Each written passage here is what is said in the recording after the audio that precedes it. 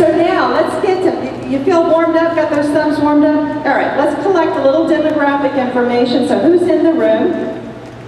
What is your gender? Choose one.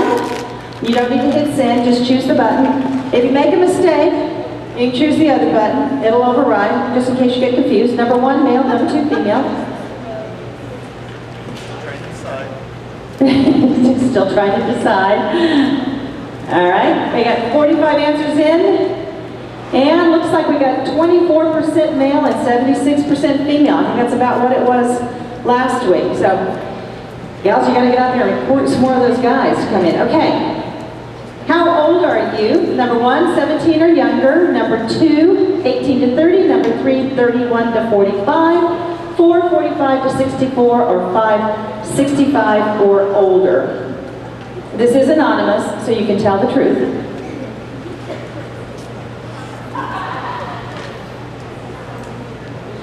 Okay, and the answer is, all right, we did 43% at 46, 64. So that's still the majority of what we've got. So we need a little bit more recruitment, but let's hear it for the 9% 17 or younger and the 26% 18 to 30. It's great to have those young voices here, so we appreciate that. And we got 2% grandparents in the room. Okay, what is your primary role here? Number 1, student. Number 2, are you here as a school district person, teacher, administrator, or a board member? Number 3, a parent. 4, if you're a business person. Or 5, a resident, you just care, you wanted to be here.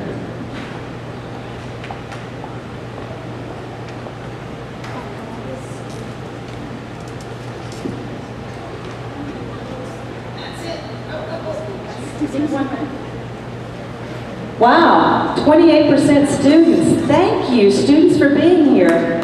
Thank you, thank you. Now you guys got homework and all kinds of other stuff. And 41% from the school district. I think this is a school district that cares about kids. It shows up like that, that's a great indication.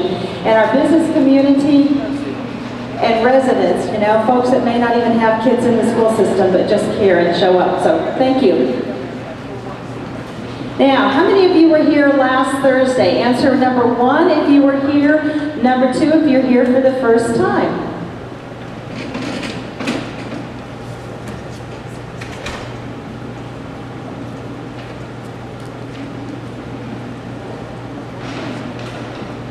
I know there's one more person. I know Thursday was a long time ago. Okay, so 65% returned. That's a good sign. But 35% brand new. Welcome. It'll be good to have you with us tonight, so thank you. Okay, last week you had a discussion guide, and last week we talked about how do we prepare today's youth for tomorrow's jobs. And you looked at one slice of how that might happen. Remember what that was? What did you talk about last week? Soft skills. Soft skills. Soft skills. So get along skills, character education, good work ethic, because as the video showed us, you may have a gazillion different jobs for the rest of your life. So if you have those basic soft skills, that's what's going to be useful for you no matter what your job is. Tonight we're going to talk about 2 different approaches, and we're going to spend about 45 minutes on each one. The second approach says, no, soft skills, character education, that stuff's really good, it's really important. But you know what? You need to have some math, engineering, science skills, because even if every kid in the United States studied engineering, we still wouldn't have as much engineers as China and India are graduating. And that's really the future. We need to have more kids studying those kinds of real practical, tough academic kinds of skills. So that's the second approach that you're going to be talking about. So let's see what we think about that. Keep going. Keep going. Yeah. Keep going. Yeah. Keep going. Sorry, you're watching sausage being made. Keep going. Oh, no. Oh, okay, that's fine. No, go. One more. I don't have a little clicker, I have Rick. Okay, so Let's see how you feel about this. Communities should demand accountability for better performance in their schools. Number one, if you strongly favor that. Number two, if you favor it. Number three, if you somewhat oppose it. Number four, if you say, no, that's not the way to go. Or number five, if you're just not sure. Communities should demand accountability for better performance in their schools.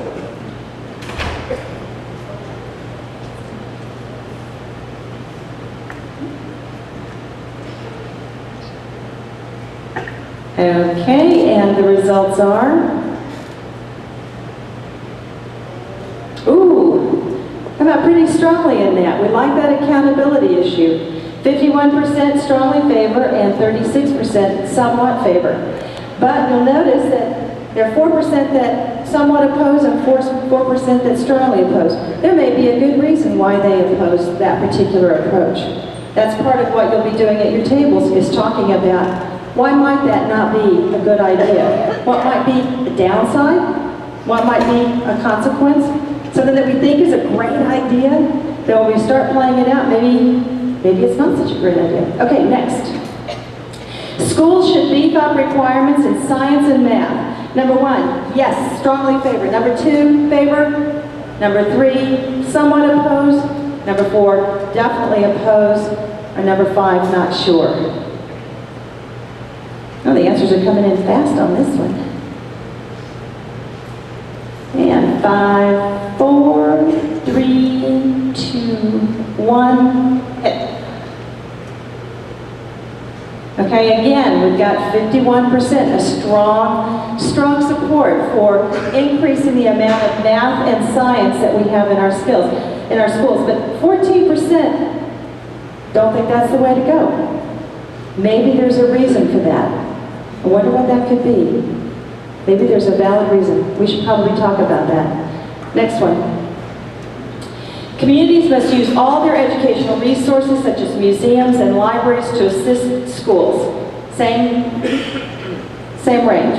Strongly favor, somewhat oppose, strongly oppose, not sure.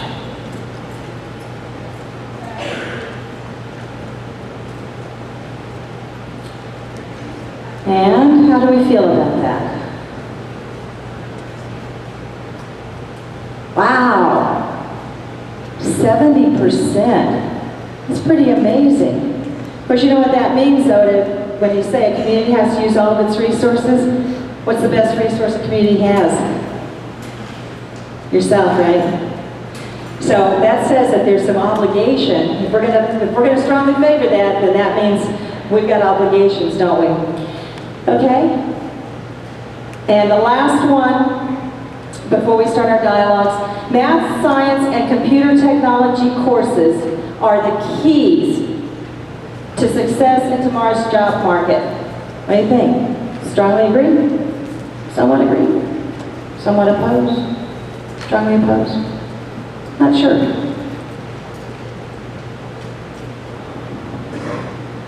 Those answers came in fast. What do we think?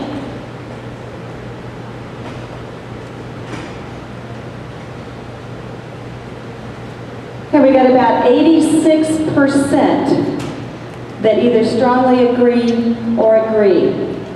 Of course, you realize that means that with limited resources, how do you allocate resources?